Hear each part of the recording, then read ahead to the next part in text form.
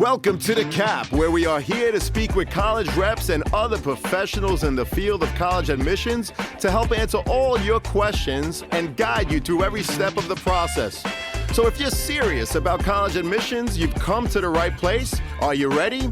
Let's talk about it. And now, here's your host, Dr. John Durante. Welcome to The Cap, the College Admissions Process Podcast. I am your host, John Durante, and I am here to introduce you to college admissions representatives and other professionals in the field of college admissions. Our purpose is to serve you, the students and parents, so that you may gain insight straight from the people who ultimately make the decisions. Regardless of whether you will apply to a particular school being highlighted, you should listen to all of the episodes, as each guest will give you tremendous insight and advice on every aspect of the college admissions process, prompting you to come up with your own follow-up questions for when you visit campus or meet with a college admissions representative yourself. Lastly, if you have any questions you'd like me to cover on future episodes or any comments you'd like to share, please email me at collegeadmissionstalk@gmail.com. And don't forget to visit our website at www.collegeadmissionstalk.com. So are you ready? Let's talk about it.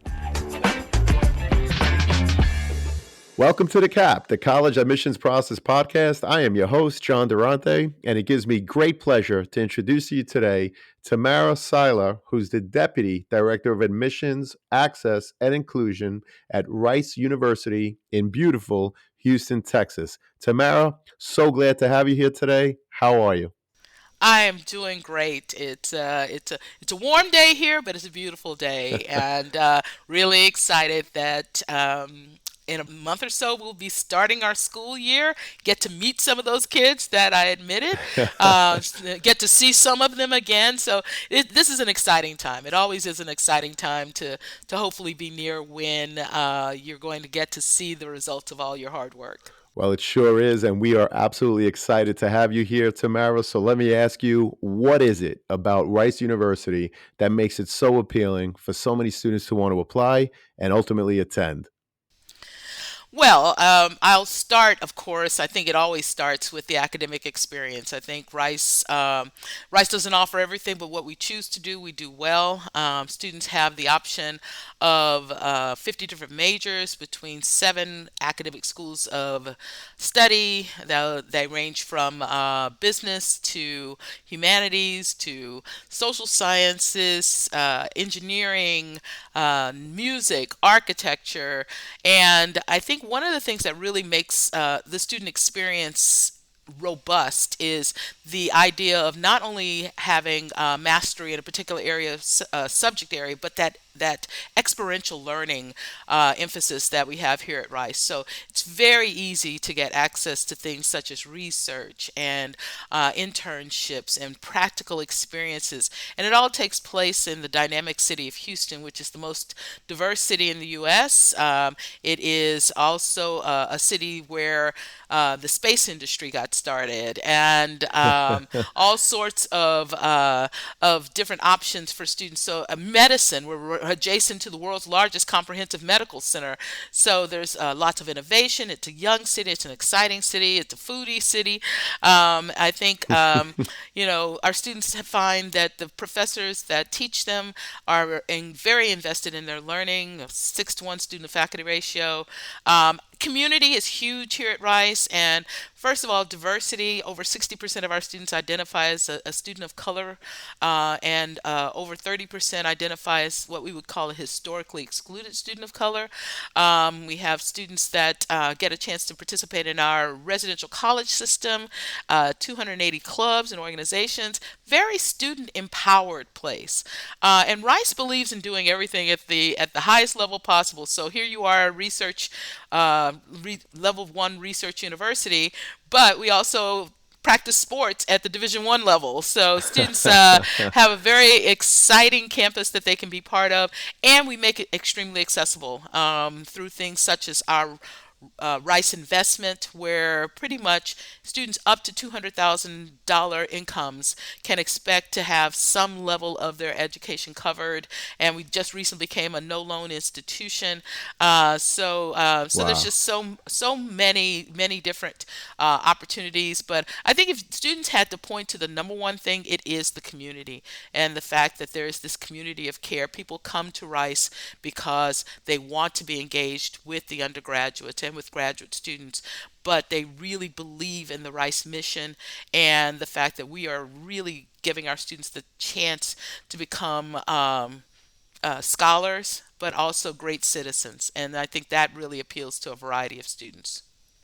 Well, it certainly does appeal to a variety of students, and it truly sounds like you have something for everyone. Tamara, I also have to share that I read that 97% of your freshman class actually returns, which is an amazing piece of data. And that is, of course, a testament to the great work that you do in admissions, but equally as important, the great work that the university does in terms of fostering an environment of inclusivity and family. So, congratulations on that. That's just an astonishing statistic. I also wanted to ask, of course, students usually spend at least 4 years in college. So, visiting campus before committing to a school is so important for the student to really get a feeling of whether or not the campus and surrounding area are for them.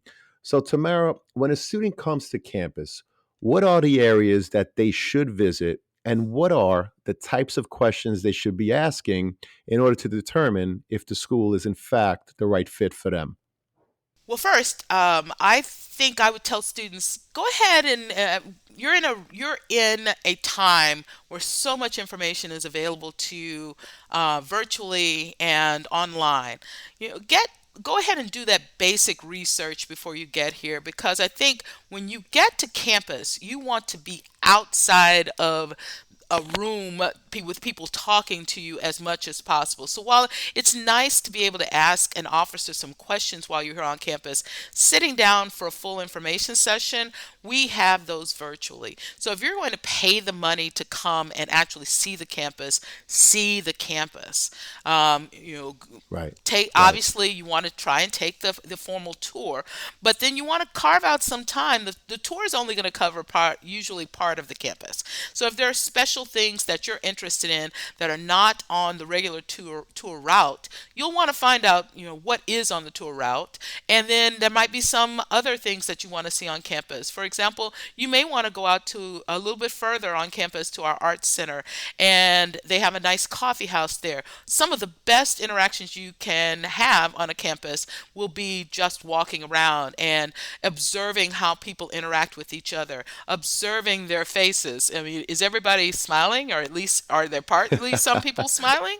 Um, you know, we will definitely in our materials always try to, I used to call it the United Faces of Benetton because, obviously we're always going to want to portray ourselves as diverse, open places. But I think when you can see that actually on campus, and I think we've had multiple people who remark that that's one of the things that they are struck by when they get to the Rice campus is the ability to see not only the diversity we talk about, but to see it in action, to see students actually, talking to each other in real time. So I think being able to make those type of observations. Obviously, coming to a college is going to you're going to be on campus. We do have areas where you can kind of see what the rooms are like, ask what the living spaces are like, see where the food is being served, though see what other food options there are on campus in case you just want to be around. But then you're going to be going to school in a city, and in this case, it would be Houston, Texas, and you're in the middle of the city. I think you're about 2.5 miles from downtown Houston. You're adjacent to the Rice Village, which is about 400 shops and restaurants, and that's going to Wow. play a big part in life at Rice. So I would say if you have time, build that time in to be able to go and see something in the community that is meaningful to you. So if you're a foodie, go and make sure you have time to go eat something. If you love the arts, we're within walking distance of most of the city's major museums. Go and see one of the museums. The zoo is across the street. We have Houston is an arts-rich city, so you may want, and if you're interested in the arts, may go and see one of those performances that as a student you would be able to access very often either for a reduced rate or for free. And so you want to know what your life is going to be like outside of just taking classes. And also, talk to students about their internships and maybe walk or drive around the city if you have an opportunity to do so. If you don't have a car, you can actually jump on the light rail and go downtown and kind of see what that experience is like, because a lot of our students utilize the light rail. So I believe that a lot of that, make it experiential, not sitting and asking students a lot of questions. Now, if you're a big scholar, it's okay to reach out to a department and see if there is a professor or a freshman advisor in that particular area of study who wants to talk to you. In some of our arts areas, like the Shepherd School of Music or the Architecture School, they would love to have you kind of stop by, even if it's possibly a drop in appointment. So, definitely, we want you to have a rich experience and keep yourself active while you're on campus, and not just look and see what you can do virtually and get that out of the way.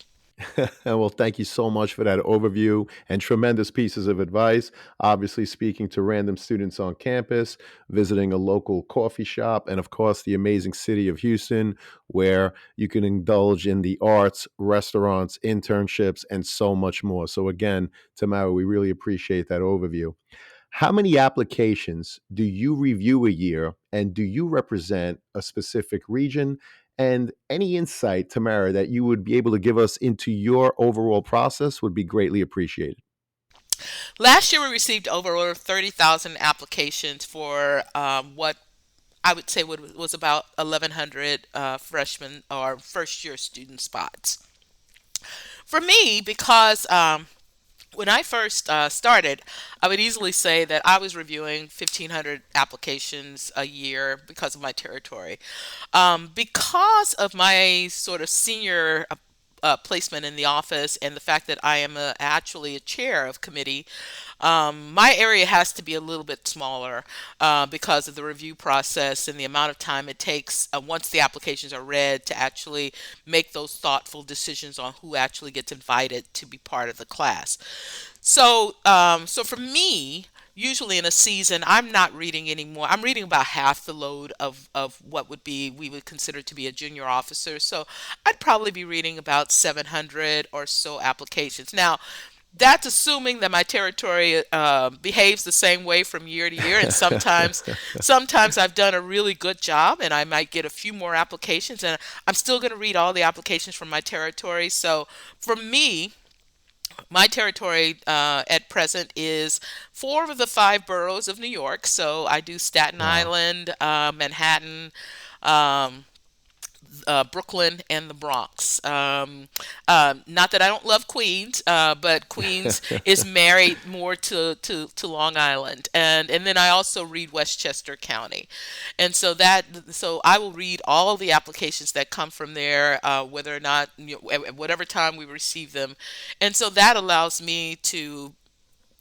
utilize my relationships that I've developed with the counselors, with the school communities, with the community-based organizations that with whom I interact, and hopefully bring the wealth of my knowledge to the table. I mean, I've had the privilege of reading the areas that I read since about 2000, and Wow. I still look at school profiles, and one of the great things about some of the virtual experiences is that it's allowed us to have greater reach, and so I get to read schools that I've never seen before, with students applying to Rice as more and more students find out about the opportunities here, and that's exciting every year to get to read even more applicants from my areas. I think one of the things that's pretty distinctive about the way we review applications is that the applications are never reviewed by one person, and that's part of our committee-based evaluation. So every time an applicant is read, there are two people in the room, typically, and there's going to be the territory manager and another staff member, and then the other layer that gets laid on that. So if the territory manager is someone who's been reading applications for a long period of time, typically the second person in the room is going to be someone who more.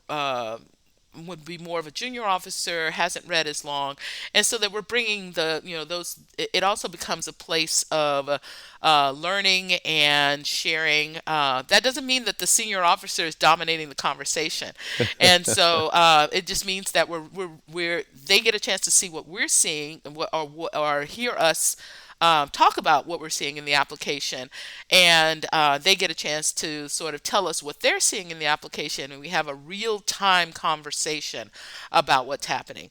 And so, what that does is that it actually allows us often to move more quickly through a slate of applications. So, in a given day, we may be reading anywhere from 70 to 80 applications together in that Right, setting. right. And so, I know sometimes that can be very scary to families and students. They said, I put all of this effort into this application and you're only reading it for this short period of time. But what you're getting is you're getting two professionals to look at that application at the same time. And so, and a real time conversation. So while it may not be necessarily a long conversation, it is a rich and robust one. And I think we get that's how we get through so many applications. But I think reading is only part of this. The decision making process is another part. And I think, whereas we may be reading applications in that shorter period of time, often I feel like I get to know kids really well because I'll see them at different phases in the selection process. I'll see them in sort of what we would call pre-committee, as we're looking at students just to see the students that have gotten to this level, and then we'll start looking at the students in we do look at students in the context of what they want to study by division of study. So I actually will be the person who looks at almost everybody who's made it there from the natural sciences, and so I'm looking at all of those students in context. So I feel like, even though we didn't spend a lot of time reading the applications, there's so many students that I feel like I get to know because I see their application multiple times through the committee process. I want to welcome back Sean Patel, who is the founder and CEO of Prep Expert. He's a Shark Tank entrepreneur making a deal with Mark Cuban back in 2016. And he's also a board certified dermatologist who received a perfect score on his SAT. Sean, welcome back. How you doing today? I'm doing great. Thanks for having me back, John. So, I just wanted to share with all your listeners real quick that we have an amazing partnership with the College Admissions Process podcast, and we have a really special offer for all of your listeners. So, for any listener who wants to enroll their student into one of our Prep Expert SAT courses, ACT courses, or one on one tutoring programs, you can get 30% off just for being a listener of the College Admissions Process podcast. All you need to do is put in the promo code College Talk, one word, just College Talk, and that'll give you 30% off all Prep Expert SAT courses, ACT courses, or one on one tutoring packages. Make sure you use the link in the show notes of the College Admissions Process podcast. Thank you, Sean. We really appreciate it. To our listeners, as an affiliate partner with Prep Expert, I want to be transparent with you that for every purchase made using our coupon code, which is College Talk, the College Admissions Process podcast will receive a small commission from Prep Expert. But rest assured that we only promote programs that we believe in and feel would benefit our listeners. So whether you're preparing for the SAT, ACT, or need a one-on-one tutor, Prep Expert has the tools and expertise to help you. For more information, please see the Prep Expert affiliate partnership link in the show notes. And now let's get back to the show. Well, we really appreciate that overview. And I speak to a lot of students and their parents, and it's always a question that comes up. They really want to hear about the inside scoop. What happens when they hit submit to their application? So, again, thank you for all of that insight. So, Tamara, do you offer interviews, whether evaluative or informative, for students as part of your overall application process? And if so, how do you use the interview in the college admissions process? And what advice would you offer students who are preparing for an interview? Great. So we do offer evaluative interviews. And I would say that, but I think that's it's hard to divorce evaluation from information. I think that even though we are evaluating students in the interview, it also becomes a really rich bed of information, because typically, if you're being interviewed, it is less likely that it's going to be a staff member, but sometimes it is. But you're going to have an opportunity to be interviewed by one of our Rice seniors, someone who's at the end of their journey at Rice. And so it becomes not only an opportunity for them to get to know you so they can write their evaluations, but for you to ask them some questions about their Rice experience. And the same thing is true of our alumni interviewers who volunteer their time to talk to students to get the information they need to know for the evaluation. But then this is somebody who's graduated from Rice and is now working in industry. So I think those two ideas are kind of married together. Now we can't offer interviews to everyone. We can offer more interviews actually than we used to, because they happen in a virtual format. But and so there used to be, geographic boundaries where we didn't have any interviewers available in a certain area. And since we have so many Rice alumni in the Houston area, we had Rice alumni who didn't get to interview that many kids. But now, Rice alumni alumnus in Houston can interview somebody abroad. Right. So there's opened up more Amazing, right? doors and opportunities to be interviewed. The interview is not a required piece of the application process. It is I always ask students to ask themselves, what do you think is your best feature? And if you feel like your personality is one of your best features, why not engage in an interview? For the most part, the interview, unless the student does something just intentionally bad, it's either going to have positive or neutral impact on the application process. We know this is a conversation that's happening between two people who haven't met each other most likely before today. And so there's only, maybe they just didn't connect. And but I will say, more often than not, there's information sometimes that comes out that reinforces a feeling, provides context to something that that in the student's application, really underscores their passion for learning. And often, well, I would say not necessarily often, but sometimes provides an opportunity for them to talk about something that we wouldn't have known to even ask in the application.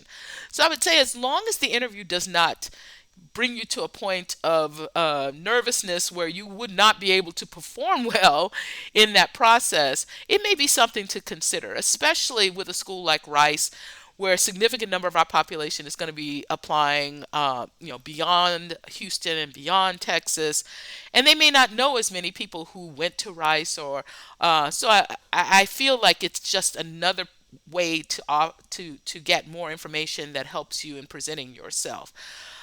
We have interviews that happen before the students apply for admission, and some that happen after. And so I think that just based on your availability, but if you don't get a chance to do it, do not feel like somehow now you're at a disadvantage because you didn't have a chance to do the interview. There's still plenty of ways in the application process to drive home all of the different things that we would be looking at in terms of the evaluative process.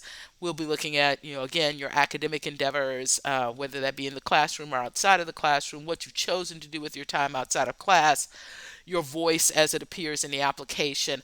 All of those are still pieces that you can contribute to even if you don't have an interview. Well, that's great insight and tremendous pieces of advice. And I love how you explained that the interview, you're not obligated to do it. However, if you think that your personality is something that makes you stand out, certainly go for it. And I appreciate how you explained that the interview usually helps. It's not going to hurt your overall application unless you do something really foolish. And I think students that are applying to a great school like Rice University are not going to come to an interview and do something foolish. So again, thank you so much for that insight. We truly appreciate it, Tamara. And what are the different ways a student may apply to Rice University? And is there a benefit to applying one way over the other? So Rice is a little streamlined when it comes. I mean, there are so many schools out there that are offering so many decision plans. We pretty much offer we offer early decision, and which is our binding admissions program. So students who choose to apply early decision are typically with that choice saying, well, are they are saying with that choice that if Rice were to admit them, they've done their research, they've used all of the tools that we make available to them, including our net price calculator, and when it comes to assessing whether or not Rice is an affordable option for them. They've looked at all of those options and they feel that Rice is their best match, to the point where they would like that opportunity to be viewed in that earlier setting. Usually, no more than about 15% of our students who apply to Rice will apply under early decisions. So there might be a slight advantage in terms of the amount of time that we have to review your application, the amount of students that you're being viewed against at that point, or viewed with at that point. I don't want to say against. It's not necessarily a competition, and there's no quotas. So we're going to be looking to see where we're and typically we're going to be bringing in about 40 between 42 to 45% of our class through early decisions. So statistically, it could be a slightly it'll be you'll see a higher percentage of acceptance during early decision. And then regular decision is the second plan. It is by no means, means that it's total Hunger Games, and that, there's absolutely no chance for you to be admitted. No, you're still bringing, qualities to the table. We're still shaping 7 different academic schools of study. We're still looking for the best matches for those programs. Yes, there will be more students that we will have to evaluate, and the percentage of acceptance will be lower. And that usually is akin to the overarching percentage of acceptance. For example, 8% acceptance for a regular decision last year. Overall percentage of acceptance was about 8%. We do also partner with a program called QuestBridge, and so that is the third way that a student may possibly be considered under the QuestBridge National College Match. But that is a very sort of curated program. It's specifically aimed at students for that would identify as truly low income. It does have a separate application that you would file with the QuestBridge organization for review. So if you're interested in that, I don't want to go down that rabbit hole necessarily right now, but that's another way that if you would identify as low income and you'd be interested in those schools, you can look into the QuestBridge process. But the majority of applicants that we're going to be reviewing will be either be doing early decision or regular decision. Well, I really appreciate that. First of all, for sharing all the data that you did. That's very insightful, again, to the students and their parents. I also appreciate you mentioning the Quest Bridge program. And by the way, Tamara, I always put the Office of Undergraduate Admissions link in the show notes of the podcast. So if there's anything else that you want to share with me so that I could link it in the show notes for the parents, just send it to me. And of course, I'll make it available to them. Another piece of the application for many schools is something we call demonstrated interest. So, Tamara, can you share what are some of the things that students do to demonstrate their interest to Rice University? And do you, in fact, use it or not in your overall process? Well, I will start with the idea of demonstrated interest. I think has really become to be defined as a checklist of, I did X, Y, and Z, and we can see, and quite honestly, students could do X, Y, and Z and still miss the point of why they are applying to a particular institution. So I think that what we've tried to move away from in terms of that thought process and redefining it as interest in Rice.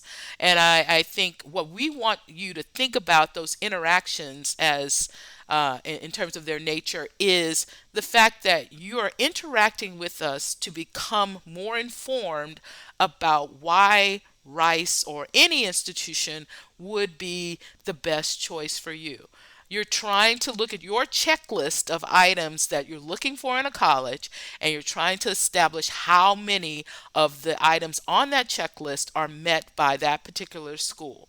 And so it's your research. Now, as you know, some students are able to, you know, they are able to research on the web, and that's enough for them. And they know exactly. They've looked at the professor. Curricula vitae.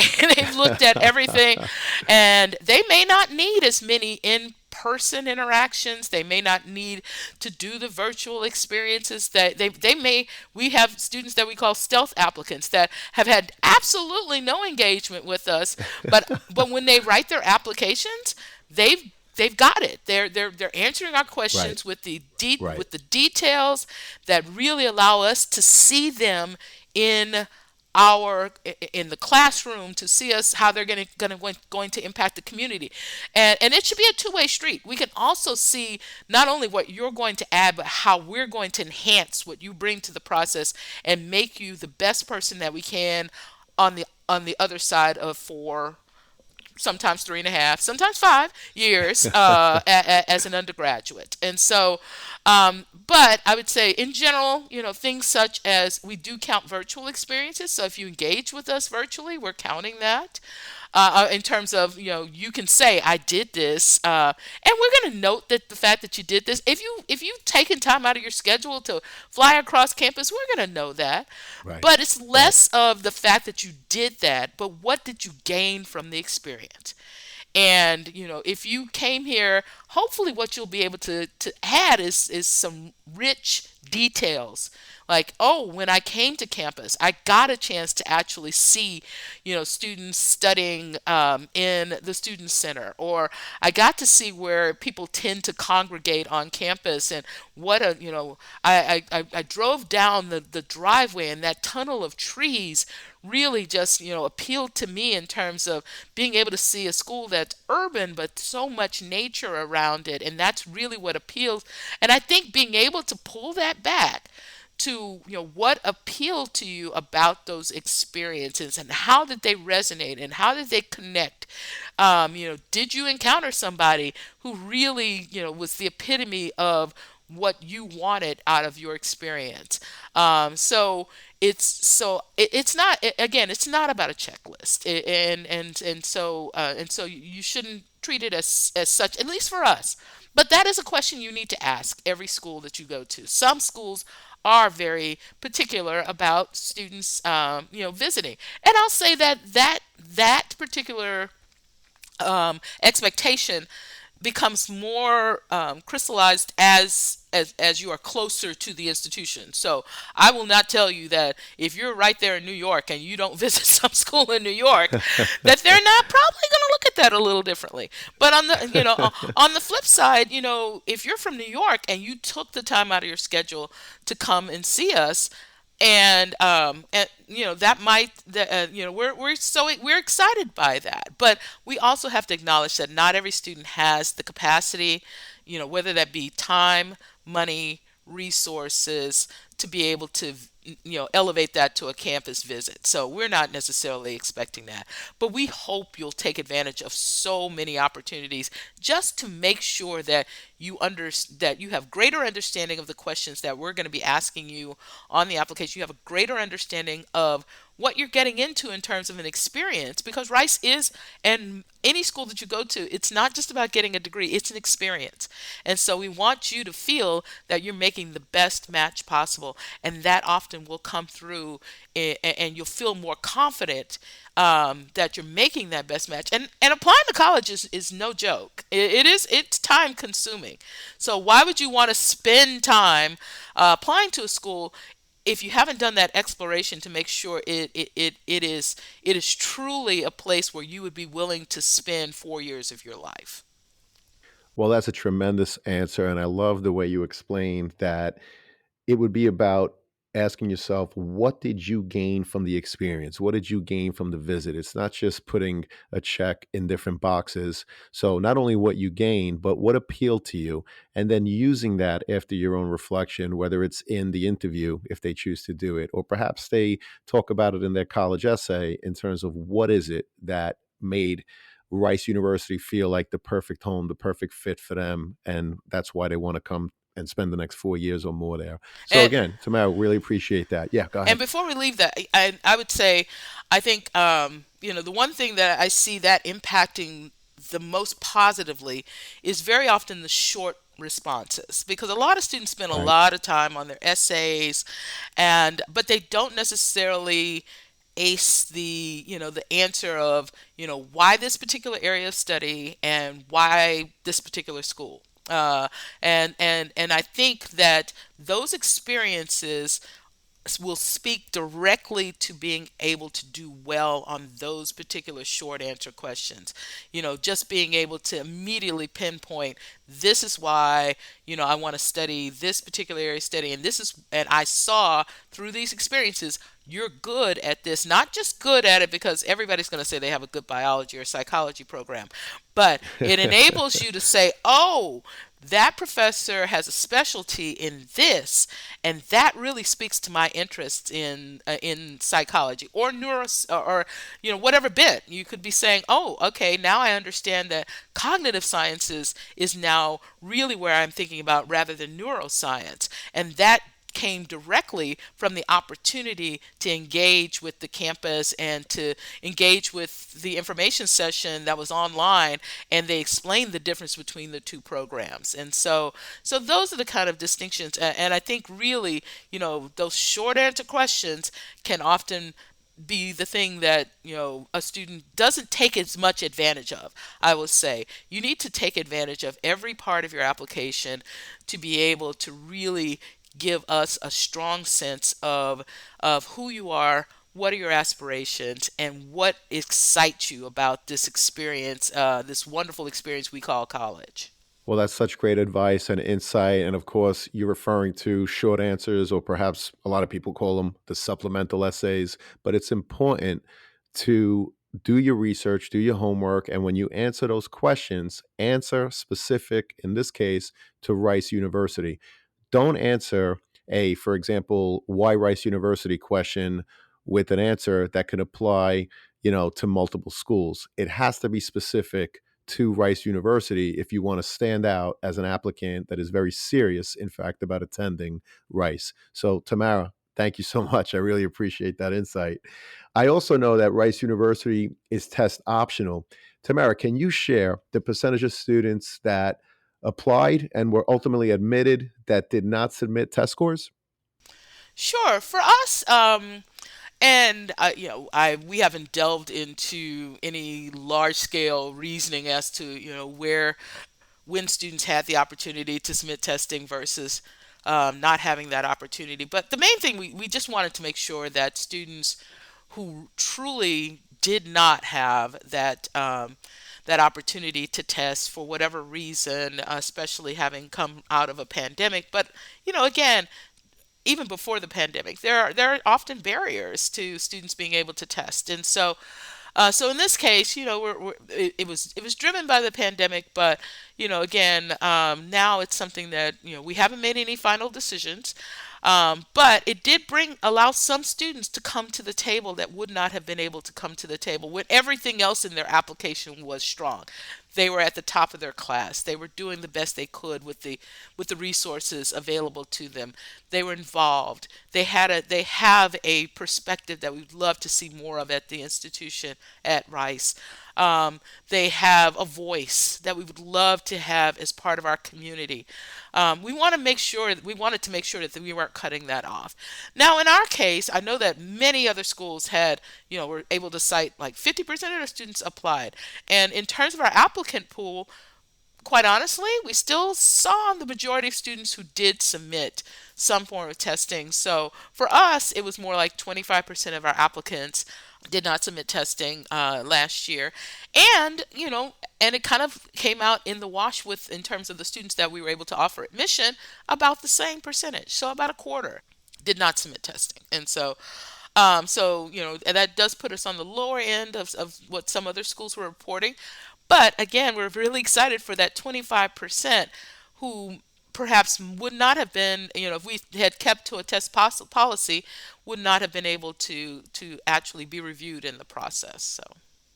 Understood, and thank you so much for sharing that data. And does Rice accept AP, IB, or dual enrollment classes for credit?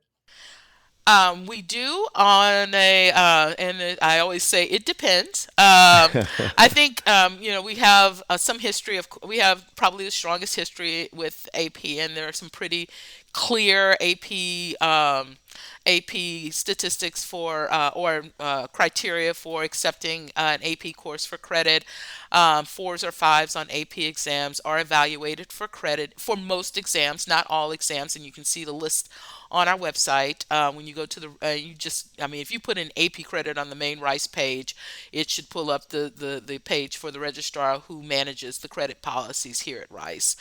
IB, a little bit more restrictive. Some would say a little bit more stringent in that, our credit policies specifically speak to those who are in pursuit of the full diploma and who score, and we only consider HL's higher level courses for possible credit, sixes and sevens on the HL exams. And then for dual enrollment, that truly is on a case by case basis. Now, some basic criteria that we have to, that if we're going to possibly consider the course for credit, it has to be taught at the college. It cannot be taught in the school environment because you're asking us for college credit. We want a college level setting. You'd have to make a C plus or better, I believe. It's either a C or a C plus, and it cannot be used to meet your minimum high school requirements. And so, for example, if we require 4 years of English, um, and you only take one semester of senior dual enrollment, and that is your fourth year of English, then we wouldn't be able to count it as a college course. But in some cases, if students are taking multiple English courses and they're doing it by semester and it's meeting all of the other criteria, by the time you get to your senior year, you may have in excess of what we would consider to be 4 years of English. And then, depending on the course matter, and if we can find a comparable course here at Rice, then that might be able to be considered. But there's a lot more hoops to be jumped through, if you will. A lot more sort of evidence that needs to be submitted on behalf of the transcripts that need to be submitted, and information that needs to be submitted by the school to be able to assess whether or not the dual enrollment course that you're taking will pass the test for credit. Understood. We appreciate that. Thank you so much, Tamara. And how important are students' courses in progress and grades in their senior year? And what are you looking for when reviewing them? Well, the first thing I want to establish is and I hope that all of the people that you talk to say this: the race is not over, even if you get admitted in your senior year. And so, to start with the first part of your question, what we hope is that in senior year, senior year should hopefully be the opportunity for you to be challenging yourself at a relatively high level, based on all of the work that you've done prior to this in ninth through 11th grade, and sometimes even before that. I mean, sometimes you've already, there are accelerated programs you've taken in seventh and eighth grade that have led to what you're able to do in your senior year, especially in areas such as math and language. And so what we're looking to see in your senior year, how has everything kind of led up to this point, and what are you taking, and how does that sort of reinforce what you're telling us is going to be your next step, which is what you want to study in college. And we're looking for that preparation. We're looking to see, how that's all played out in terms of what does that senior year schedule look like. Now, in some cases, you may have exhausted some of the courses that were available to you at a higher level in your 11th grade year, and so maybe senior year is going to look like a combination of things. Maybe you are reaching outside of your school environment to take a couple of courses because you've exhausted math at your school, or maybe you're having the opportunity to take a few more classes that are that are maybe we would consider to be electives because you've done all of that base work. But maybe you're it's giving you the chance to maybe do some independent research or independent project work. So we're looking for what however that expresses itself in your activities, and what that how that contributes to your overall academic profile. We're looking to now for some students, senior year is very important because they did have some rough patches earlier in their process. So senior year may be your chance to kind of say, okay, I'm working at this level, and now I've gotten used to the rigor of the particular courses, so I'm able to perform better in my senior year than perhaps I did in my sophomore or my junior year. And so sometimes with senior year, you're able to show that upward trend that we are Right. that would then Right. add to your review. Now, what we don't want to see is a downward trend, and so I think you have to. Senior years isn't always about like the like making sure you're challenging yourself more and more and more. Maybe you want to find the appropriate level of challenge, and you definitely still want to post a solid performance in your senior year. You want to finish strong. And just know that we're going to be looking at you all the way through. So we do require a final grade report, and we want to see that you finished as somewhat of the same student that we admitted to the university. Well, I appreciate that. And I love what you said. Find the appropriate level of challenge and continue to put your best foot forward, which is, great advice for seniors and all the students and their parents. So thank you so much for that. Tamara, obviously, the college essay is another piece of the overall application. What are some examples of college essays that really stuck with you? And what advice would you share with prospective students in terms of what to think about when they sit down to start writing their essay? Well, if it's okay with you, I might start with that second part first. I think you need to, Sure. first of all, you need to answer the prompt. It's like, and so, and I mean, the news that I have for you is that it is going to be often very hard to write a one size fits all essay that you can just cut and paste and put into every application, Right. especially when it comes Right. to supplemental essays. Now, of Sure. course, if you're working on your common application or your coalition application or your QuestBridge application, that one application is going to be applicable to a lot of different schools. So one thing I would say is I would look to see what is being asked on what prompts are available to you on that main sort of common application if you and on and coalition application or QuestBridge application. What are the prompts that are available there, and look at the supplemental questions for each of the schools that you're considering, and make sure that you're not that you're picking the best prompt that's not going to be repeated on a supplement. And so that way you don't get to the supplement and say, well, I already answered this question. Right. Well, let me just say that even if you get to the supplement, you say, I already answered this question. You've answered a version of that question. You should then take a different tact with your other applications. So, but you want to see this as a strategy. Every one of these essays is a chance to get a different piece of your voice in the mix, in the discussion, to be talked about amongst those individuals. But answer prompts that are going to allow you to dig into the particular specificity of your life story. Like you have a story. Yes, at 16, 17, 18, you have a story. You have there have been forces that have shaped you. There have been things you've chosen that other people didn't choose. There have been a family environment that, you may be distinctive to you. Where you grew up can be distinctive. What type of environment you were in school can be distinctive. All of those things. Look for those areas of distinction and how you can definitely and how those essay questions might allow you to dig into those pieces so that what you are presenting to us is authentic. You're going to get tired of hearing that word too. You're going to get tired of hearing the words holistic and authentic.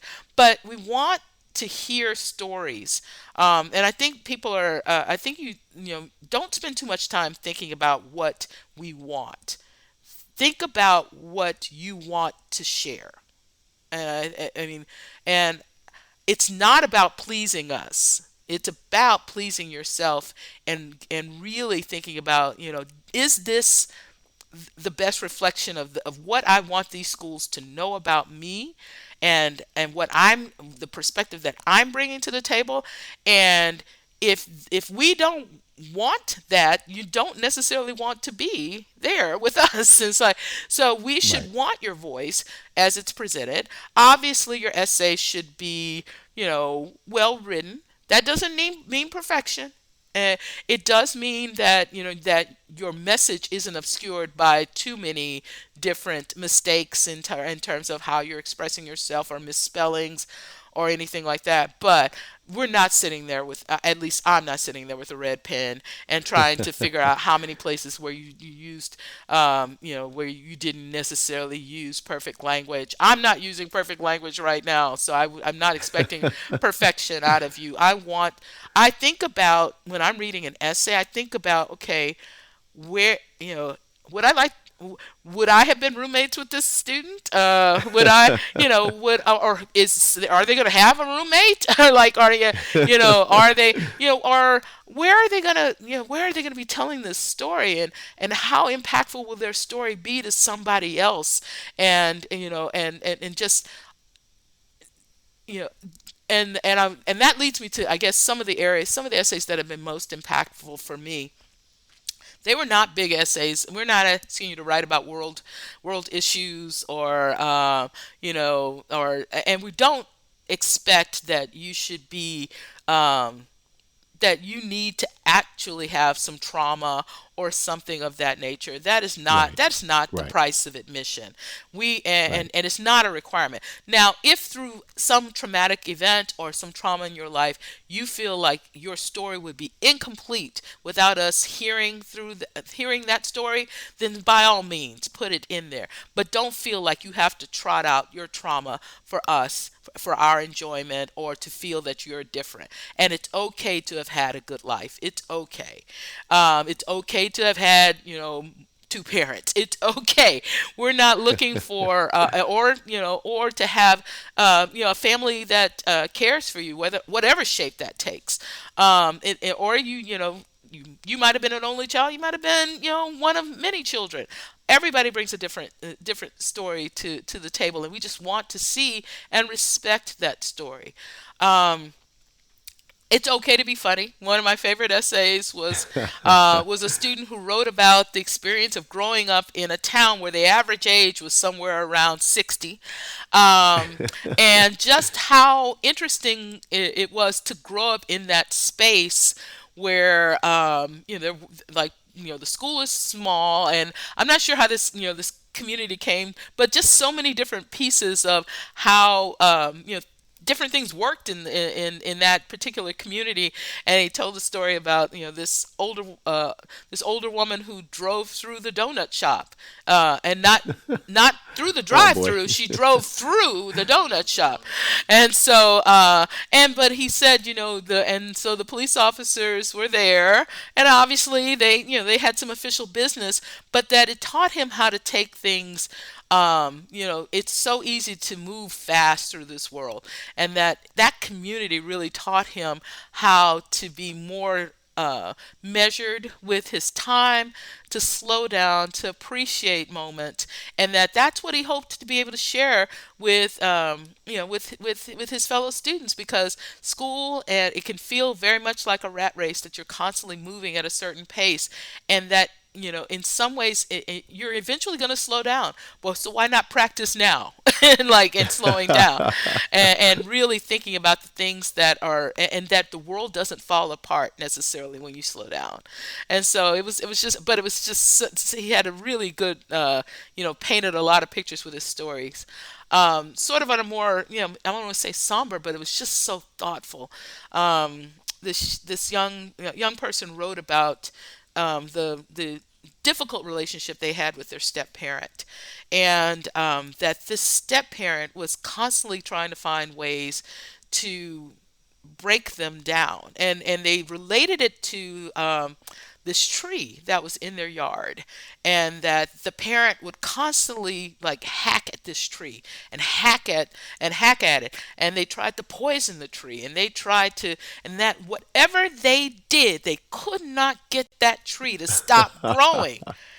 And at some point, without her even saying it, you saw the things that that that she saw herself, that she had a kinship with that tree, and that no Right. matter what Right. was sort of said to her, her roots were too deep, her belief in herself was too rooted, and for her Right. to be destroyed by this person who through their own unhappiness was trying to destroy her. and Wow. and then at the very end of the essay, they just gave up. The tree just kept growing. And it's like, and they Right. just said, fine, whatever. And that's what she said, I'm looking forward to seeing how my roots will allow me to Right. grow in the greater world, because I know that I'm worthy. And it's just the most That's beautiful. It beautiful. was a beautiful essay. and That is and and beautiful. so anyway, I mean, don't be afraid. But I had somebody who wrote this like jaunty essay about their car, and the car was I mean, their time in their car every day was the most important time to them. They made poetry in the car. They sang music in the car. Sometimes they had friends in the car. Sometimes they didn't have friends in the car. And it's just that, you got so much of that fun personality out of that student, all rooted in their car.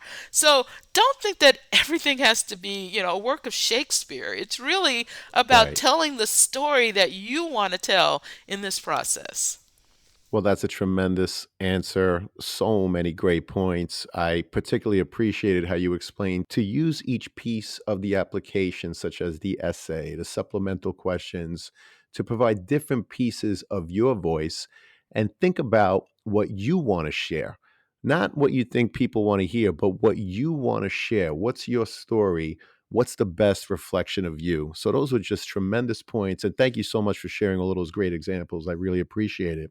And Tamara, of course, the teacher letters of recommendation are obviously another part of the application. What are you looking for in terms of helping to enhance an application from the teacher's letters? And if you could provide an example, that would be great too. Sure, sure. Um, I mean, and when I talk to teachers, I tell them that, if you have insights into what the student does outside of class, or some pieces of their personal experience, that's fine to include. But your job as a teacher is really to talk about that life of the mind. And it's like that's what we need, is to really talk about how the student, I mean, because you're picking, as a student, you're going to pick teachers who are going to write on your behalf. Very often you're being asked to pick teachers that are aligned with what you want to study, that we can make sure that that you've grown in those experiences, or that they're going to be speak to what your experience is in the classroom. So so primarily, what I those letters of recommendation, and when you're selecting a teacher to write for you, that needs to be somebody who is acquainted with your work in that classroom, um, who is acquainted with not necessarily all the easy work. Right. Sometimes the best Right.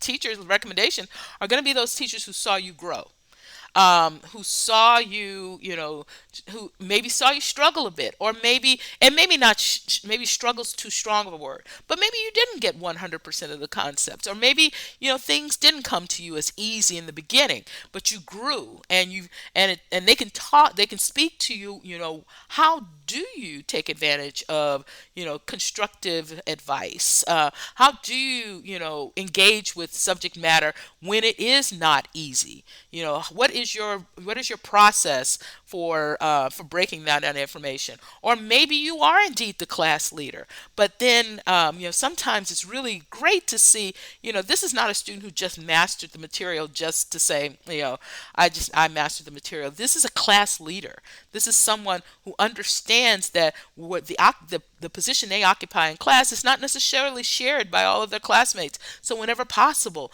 that student really does reach out to their fellow classmates.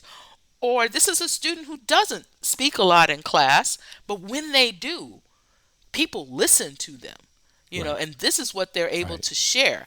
where a student excels in class. You may not.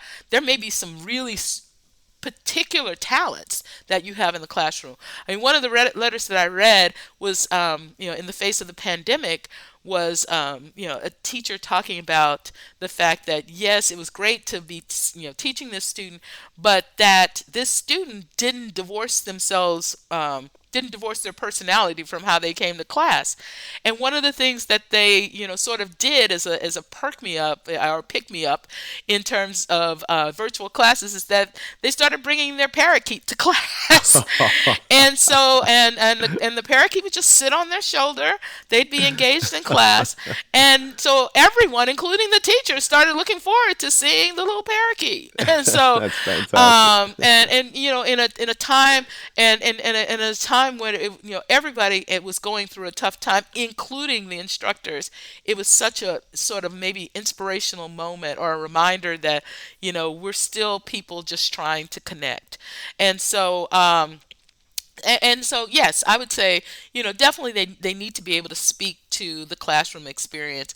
But if you can have the advantage of finding somebody who does know you maybe a little bit more deeply than that, or knows something that's really important to you that might not even be related to that subject matter, or knows that you can connect ideas across subject matter, sometimes those are really great things to find out about a particular from the teacher recommendation. But the main thing that they need to do is to really make sure that they're telling us that you're a student who can master material, can grow, and you're and in some ways you're really excited about the learning journey, and that it is can definitely be a journey, and that they like you. So I don't want to say that's like and then I'm not, and when I say that, I mean like they care enough to be able to write a detailed recommendation. And when I say detailed, it doesn't have to be, I'm not talking about, the number of pages. There are Right, some people who can get it done in one page and make it a very impactful recommendation. They right, know what they understand the assignment, as we say now. It's like, right. yeah, I think that's what you want to do. You want to approach people who want to do this on your behalf, but at the same time give them plenty of time to be good advocates for you in this process. Well, those are tremendous pieces of advice. This entire conversation has been really special because you gave awesome insight. Tamara, we really can't thank you enough. And it now leads me to my last question, unfortunately, which is what are your top three pieces of advice that you would give students and their parents getting ready for the college admissions process? I'm trying to think of, because I mean I think that you've done quite a few of these, and I can think of some of my colleagues and some of the advice that they would give. Um, and I would say if you're not enjoying some piece of this, you're doing it wrong. This should not Right, feel like right, always a chore. You're picking a place that will hopefully be transformative for you in some way. When I think, and it doesn't mean that, oh my gosh, I'm going to be a totally different person on the other side. No, you may be similar to the same person, but there's going to be experiences and memories and things that you're going, things that will keep you, you know, when you're out in the work world, you're going to remember some of the things if but it should touch you in some way, and so and that idea is exciting. I mean, when I got to college, I didn't realize how many people I would meet. I didn't realize how many teachers I would meet that really were rooting for me. I didn't realize I would meet teachers that were not necessarily rooting for me, and I learned how to deal with that as well. You're going to learn coping mechanisms, and all of this is going to contribute. You're going to have the opportunity to do things, and people are going to pay you to do them. Like you're going to be able to go abroad, and and people. This is the only time in your life that somebody's going to pay you money to go and spend right, some time abroad. So I mean, there's right. going to be experiences, and so if you're not excited about those possible experiences, and it just becomes I've got to go to college, and because it's expected of me, then that's not that. Maybe you should take a year off and take a gap year, and refigure out why you want to go to college. I think this is the time for honest conversations with all the way around. I mean, parents, do not let your students get to the end of a college search and then you tell them that you're not willing to do some things. If you're not willing to let them go, if you start saying things like, "Well, I didn't think you were going to get in there. Well, I'm not paying for that," and it's like, do not end up on, or have honest conversations about your income level. Right. And I know Right. that these are the toughest conversations that you will ever have. Just saying that, I just don't, but don't not provide opportunities to discover places, because I think what will happen is that you are curating your college list. You're saying, only these schools matter, or only these schools will be the ones that are valid choices, when there are so many schools out there who can provide incredible opportunity and will be able to support you in whatever way possible, including financially, if you'll just open your mindset. And so don't, and that this is not this there's nothing about this that is a value judgment of who you are as a person or who you are as a parent or a family. This is especially if you're going for that highest level of selection.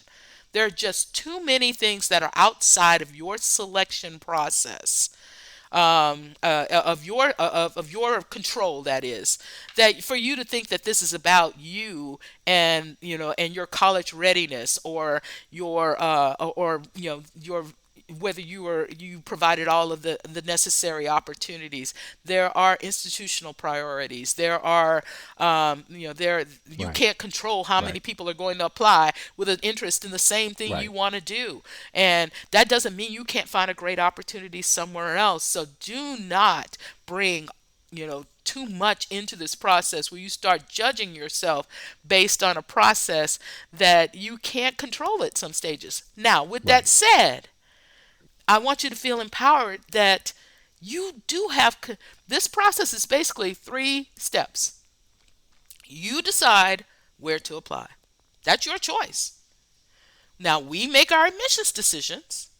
That's the choice that's not yours. But then, if you've done it right, you're going to have choices. Unless you applied early decision and you're really excited with that choice.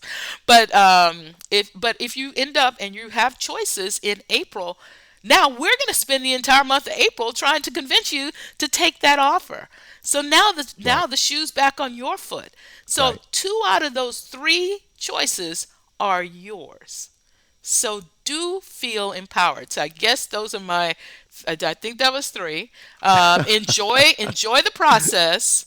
Do not, you know, judge yourself based on this process and about your worthiness or your value. This is not about that type of thing. That you just need to do your research well and apply it to the schools and use the resources of people around you, people like Mr. Durante. It's like, or Dr. Durante. It's like, you need to use the people around you. They want success for you. Don't ignore them. So, and then and just remember that there are plenty of places that want you. So be empowered in this process.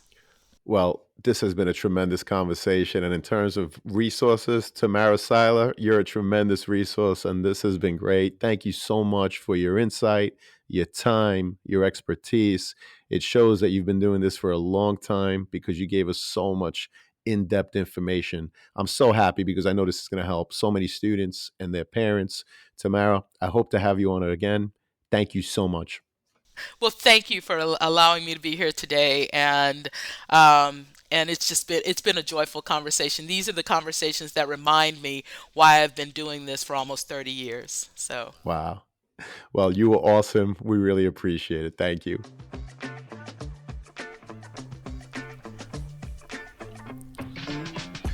Thank you for joining us on this episode of the CAP, the College Admissions Process Podcast. We hope you enjoyed the show. If you did, please don't forget to tell a friend and follow us on Facebook, Instagram, Twitter, and wherever you listen to your podcasts. I am your host, John Durante, and I look forward to seeing you on the next episode of the CAP.